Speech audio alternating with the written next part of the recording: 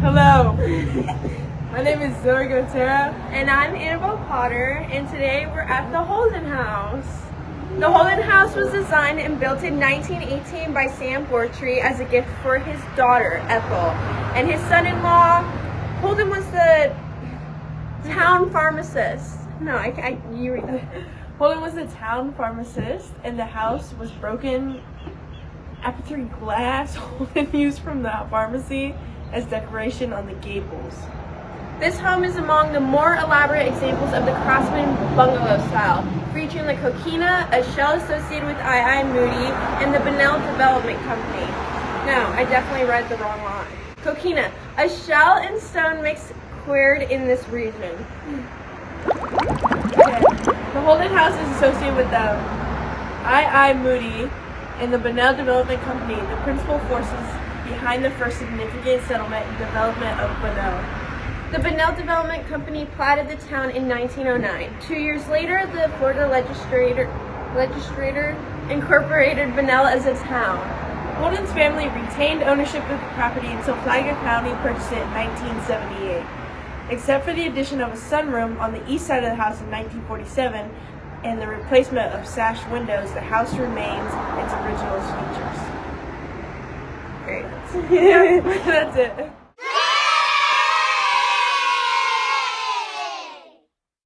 If you'd ever like to take a tour of the house, just call the number left of the screen.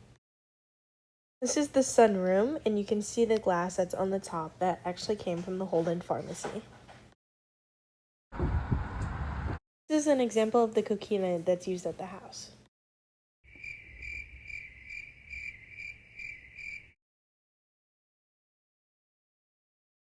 Pictured here is Tom Holden and Ethel Holden, the owners of this house, and they had $2 as well. This house was built as a gift for them.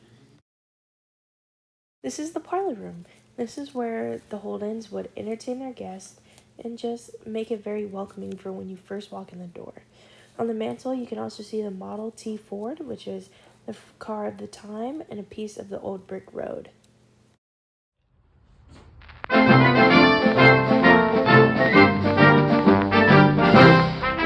The formal dining room is filled with red glass along the walls, as that is Miss Ethel's favorite.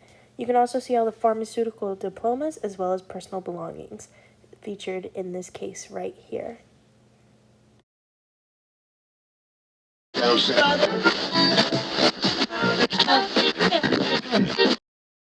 For the most part, this kitchen is all original. Pictured soon would be the ice box. You would take a piece of ice, put it in the right, and it would cool and vent the food in the left. So yeah, they had technology like this back then. Right next to the kitchen is the sewing room. In this room, there is about 3 to 4 time period correct sewing machines, which would all be pedal powered. They also had the spin wheel, which when you would make your own wool to make your own thread. So you would take some wool off the sheep off your little farm, you'd put it on that spin wheel to make your thread to be able to sew. Crazy.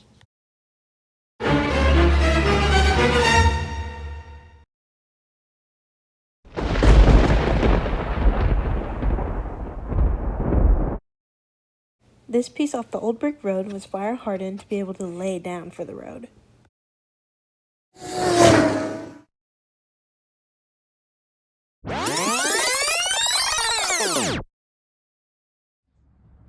This is the music room.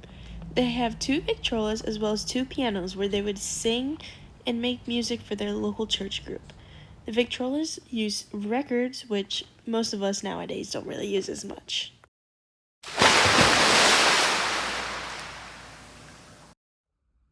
Going upstairs, you will find pictures of the old Bunnell as well as some of the old remnants of the old jail.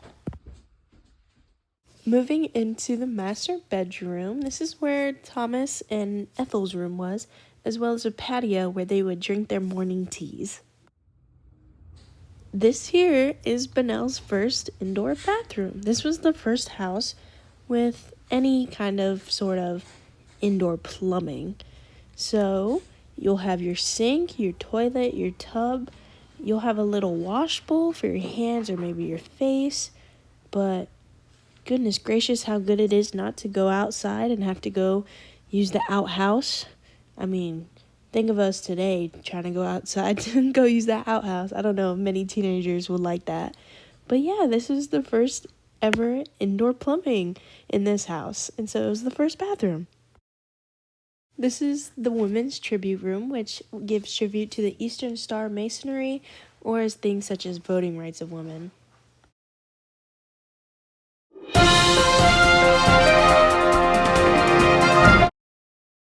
Found in the hallway, you'll just find a tribute to Isaac Moody.